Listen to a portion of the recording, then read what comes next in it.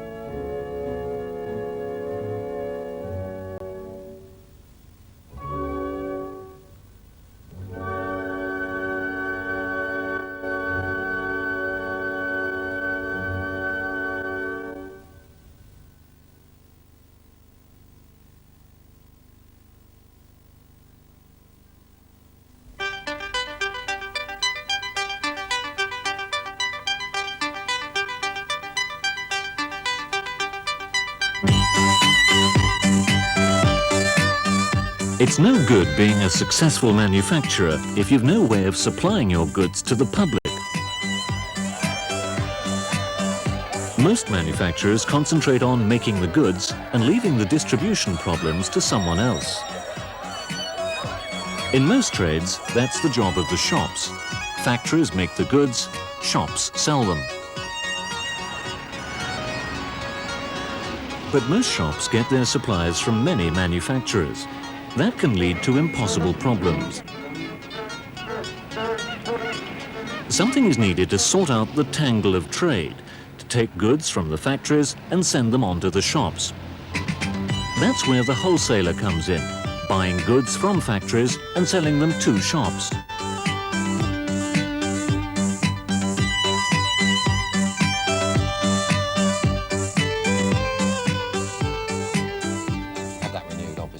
Go ahead with our gate, so this is perhaps going to stop our lorry problem. As you saw, I jumped on one yesterday, luckily. This is the weekly office meeting of section heads in a shoe wholesale warehouse near Norwich.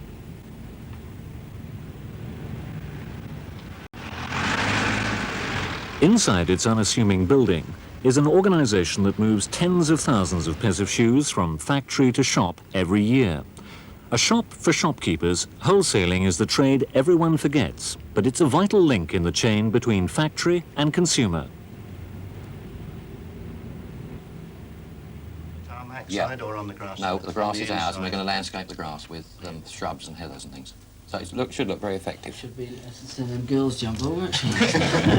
Assistant Company Secretary Chris Smith is briefing his senior staff about the business of the week. Our fire certificate. So we're all legal and passed and everything. I'm sure that's very pleasing. All we've got to do now on that one is the fire chief will be contacting me in the next few days about training sessions for everybody on the appliances, etc. We are now legal. There's more to buying and selling shoes than meets the eye. There are rules to satisfy, an organisation to run, a constant passage of information. Another thing I'd like to look at this morning is the question of our two young trainees. How they're getting on. You've now had a fortnight, or best part of a fortnight with them, Roy. Well, what's your sort of report on their progress? One good thing is they're very good timekeepers. We've had difficulty in the past for youngsters, but these two, they're pretty good, aren't they? As regard time. Yeah. As regards Stuart, he's been here the longest, and obviously now I think he feels that he'd like to change, and I think that's a good thing because he now knows his basic start, which means we probably could change him and switch him. Yeah. But that means getting someone else down there. Like any organisation, this one has to protect its future, so it takes on school leavers to learn the trade. We talked with two of them, Adrian Moore and Peter Hastings, both starting right at the bottom of the business. Peter starts with an advantage. He's the son of the managing director. Adrian isn't connected, and this is his first job.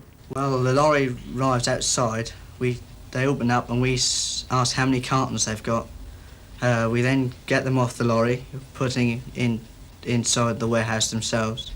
And if they've got a price on them, and if they're ready to go in either into stock or reserve, we put them in stock or in reserve, and then they. Could you explain what that means to viewers at home? Yes, very simply. When a boxer goes down, the referee takes.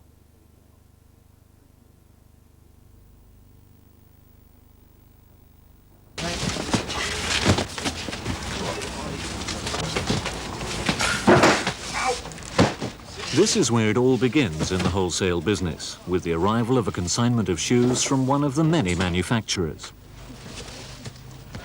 In this warehouse, as in many others, basic training for anyone consists of helping out in every task, to get to know the system inside and out. Of all the things that you're doing here, what have you enjoyed most so far? I think it is good inwards. I enjoyed that the best so far. It's very varied. Because you do a lot of stuff, it comes in, it goes into stock, or you can reserve it or put it anywhere. So it's a very varied job in that area. But so I'm basically an odd job man, really all round.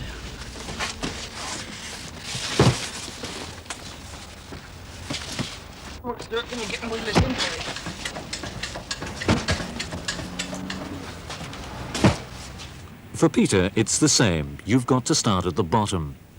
At the moment, I'm covering for people who are away on holiday, which is involving order collation, dispatch. What does that mean, order collation? Order collation's taking an order which a customer has placed and collating it around the warehouse. You take a barrow and you go around and you take the order from the shelves, and then when you've completed the order, you take it up to dispatch. It is checked and packed and put onto the vans. That's the other end of the business, an order from one of their shopkeeper customers.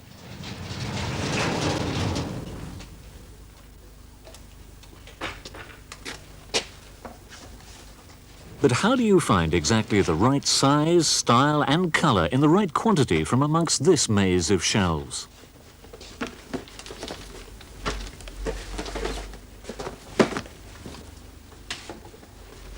Again, it's organisation that counts, and that's why the trainees must start here to learn a system that took years to work out.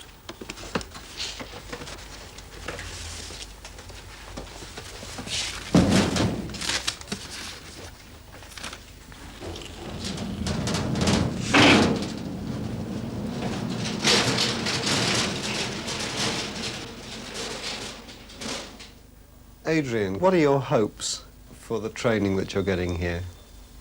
Oh, well, I hope to work in all areas, really, until one actually gets sorted out. Because I've got to find what I'm best at, first of all, basically. And then when I do, I'll try and do well at that particular place. How do you see yourself in a few years' time? What are your ambitions? I'd like to be a manager of some description in one area, in goods inwards or transport or forward orders, etc., when one of the other people leave. What about Peter? How do you see your future? There are possibly two aspects to this business. One would be general administration and warehouse management, and the other one would be the buying of the footwear and working alongside the sales team.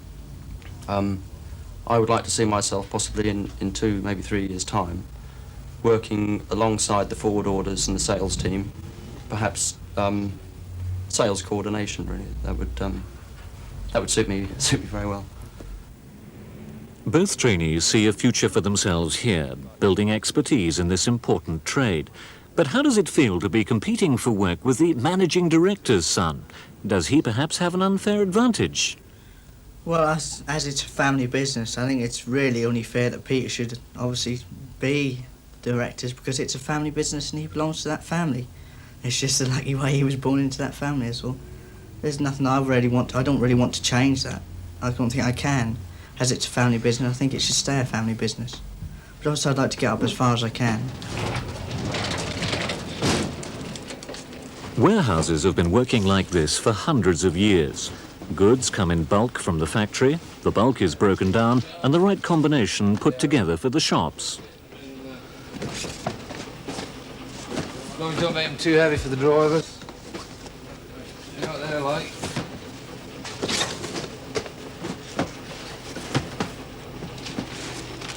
At every stage, there's a chance for special knowledge and skill to play its part in keeping the flow going, and a chance for new developments to ease the work or raise efficiency.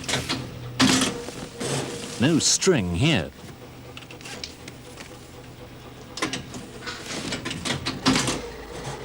Each stage of handling costs money.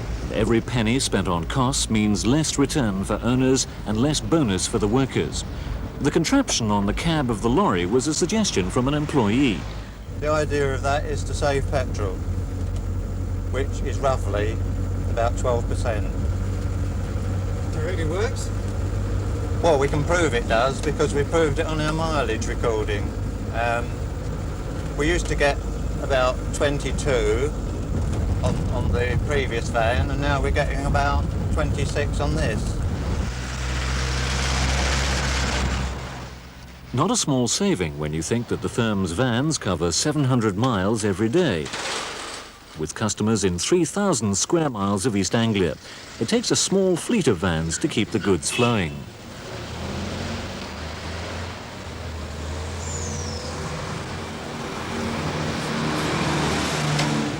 Every successful sale to a shop means the need to restock the warehouse. As you well know, in our area, leather is in demand all the time. Yeah. PVC is not very well accepted. Yeah. Is the hue graded at all, or is it the same? Albert Williams, a representative from a manufacturer, is showing off some new lines to Derek Hastings, one of the firm's managing directors, and to David Wenham, the sales director. We want certainly a tie, I think an attractive T-bar. Yeah. And of course we're thinking in terms of spring. I wouldn't go for that, quite truth. No, I think there's trouble there. If you put your hand in there, you feel the toe puff there. This isn't just selling.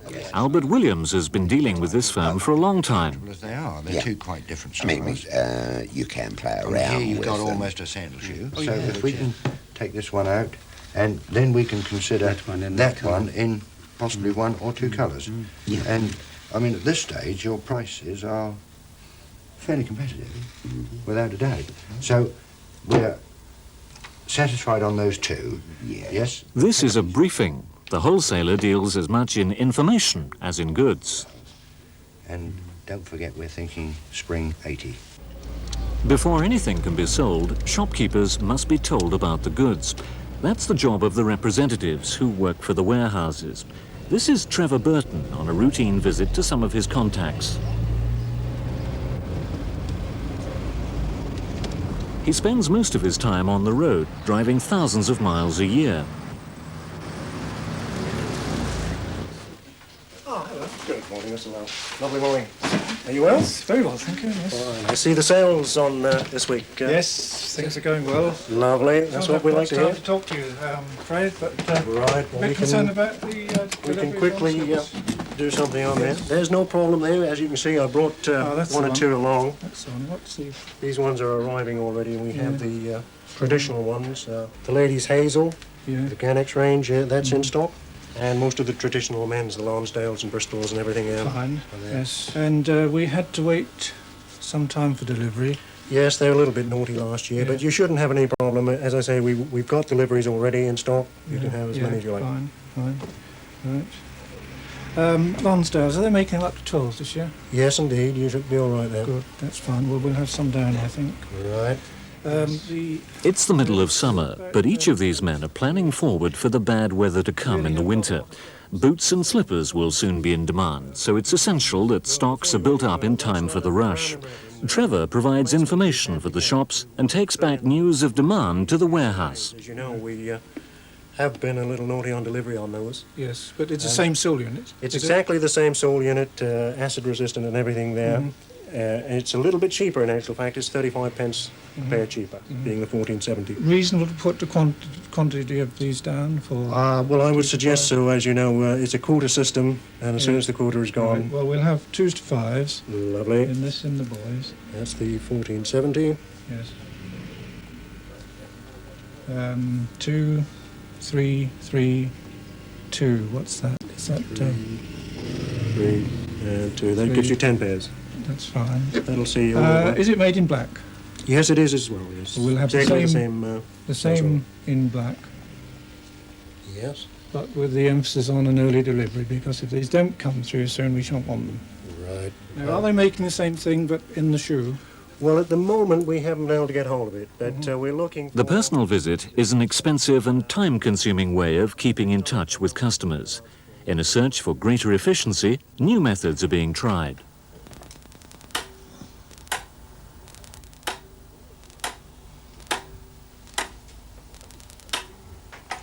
Derek Blythe is another of the warehouse representatives, but he rarely sees his customers. Very good morning to you, Ken. Dougill and Hastings. Morning. How are you, Dirk? All right? Very well, and yourself? Oh, nice day. So let's see what we can find for you. Thank you very much indeed. Your numbers. Amber Flash, 1539. Can you possibly find me a 7, 9 and 11, please? Very good, sir. In the time that it takes to start a car, Derek has taken an order from a customer miles away. Chevron, dull in 5s. Well, if I can't do Chevron, I've got an unbranded one. The other fella, what is it, 6213. 13, which is the PVC dull. Yeah. Very good. A simple gadget that remembers and dials the numbers leaves Derek free to concentrate on the real business of the day, advising his customer contacts and taking their orders. No, Ken, I'm sorry. I've got brown, but I can't do black. Derek's success in selling all depends on an encyclopedic memory of the shoes in stock. Give me about 3 pair. Riding boot, 8211. I want a man's size 7, if you can find me one, please. Very good. It's swift, efficient, time and cost-saving, and it's the same everywhere in wholesaling. The search for efficiency is breaking down old patterns and building new. But some wholesale trades face much greater problems than the shoe trade. Take this university bookshop, for example. On its shelves there are copies of thousands of different books from dozens of different publishers. Customers want to find their book in stock, but a shortage of space may mean that it's the only copy.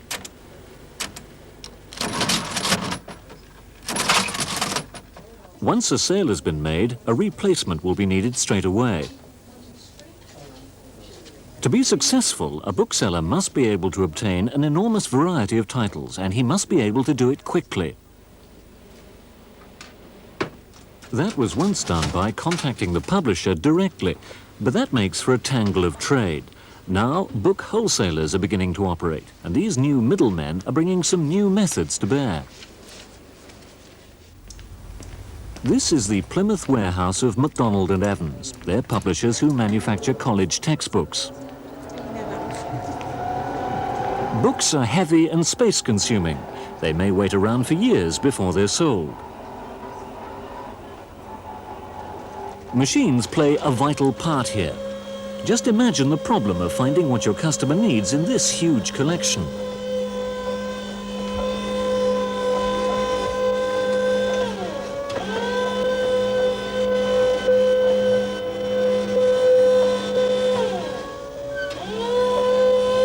And it's not just their own books. This firm acts also as a wholesaler for other publishers.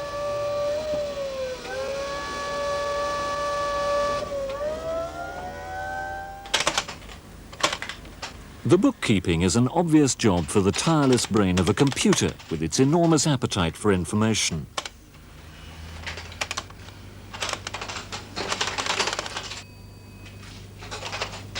We asked one of the firm's computer programmers to explain what might happen when a bookshop sends in its order. The majority of our orders come through the post to us, usually on the company's own notepaper. First thing we've got to do is look up the address. We can usually do this by taking the first and last letters of the name. In this case, Bows and Bows.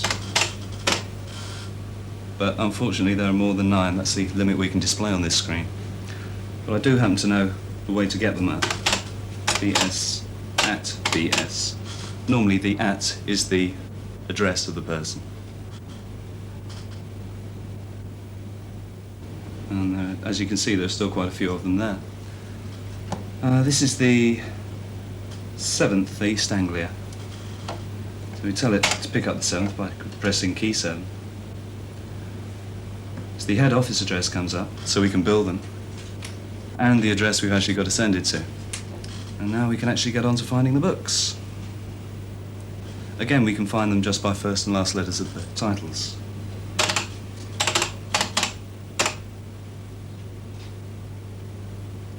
The first figure there is the price, the second is the amount we've actually still got in stock. So there are plenty there, we don't need to worry about it. 2 have been ordered, so 2 are entered. Now that's the order put into the machine. So now all we've got to do is tell it that it's an acceptable order. We do this by pressing keys. The trouble is you have to wait for it. And that is the order sent in. Neatly printed instructions for the warehouse. But this is more than a typewriter. The machine is checking on the records about books and about customers, and at the same time keeping those records up to date. In the time that it takes to get one record card out of a conventional index system, dozens of orders have been processed, printed, and recorded.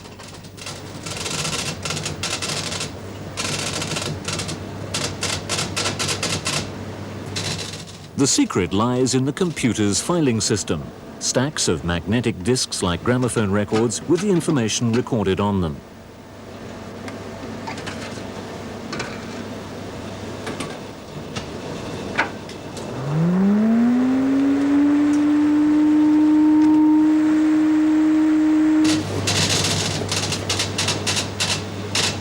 The product of all that technology is a list for the warehouse men that tells them not only where to look for the book, but does so in the right order to save retracing steps.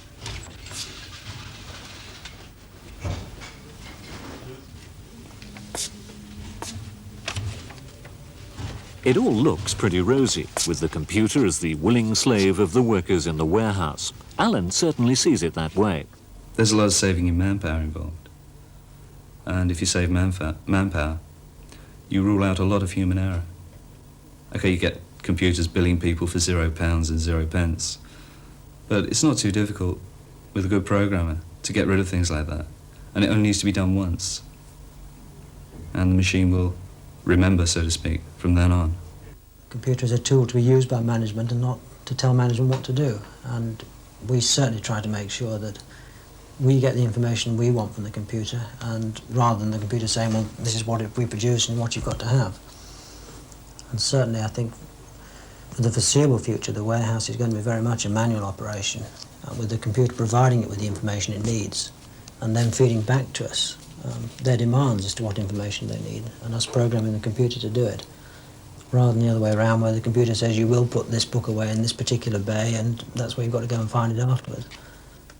I believe you're planning to leave here fairly soon. Yes, I am. It's arranged now. Moving on to another company where I feel my programming side will be exploited to its full. Because there is very little programming here. And I think a programmer is something of a luxury in such a small system. Well, Alan, it's a great disappointment to us that he's leaving. And, I'm very sorry to see him go, because we feel that there is a great opportunity for young men like Alan here. Not only here, but within the warehousing environment that we're talking about. Alan has had programming experience, and we hoped that he was ready to go on to a more general computer operating job, which would broaden his horizons. He would have to understand what the book trade is doing and trying to do, and what we are trying to do within that situation, so that he could operate the machine and then use his programming abilities to produce the reports and things that we want. And once he'd mastered that, well, certainly within the whole book trade, there's tremendous opportunities for him. Michael's firm has managed to use a computer to expand opportunities for people. But elsewhere in wholesaling, as in every business, computers are making their own mark. The question is, how far will it go?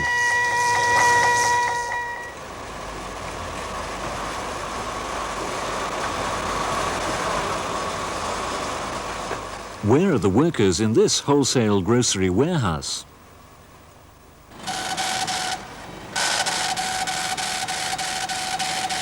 Here, the computer handles everything, even the business of putting goods away and picking them up as they're needed. The machines that run this gloomy place can work in the dark as they fetch and carry supplies for supermarkets. The light is only for the benefit of the camera.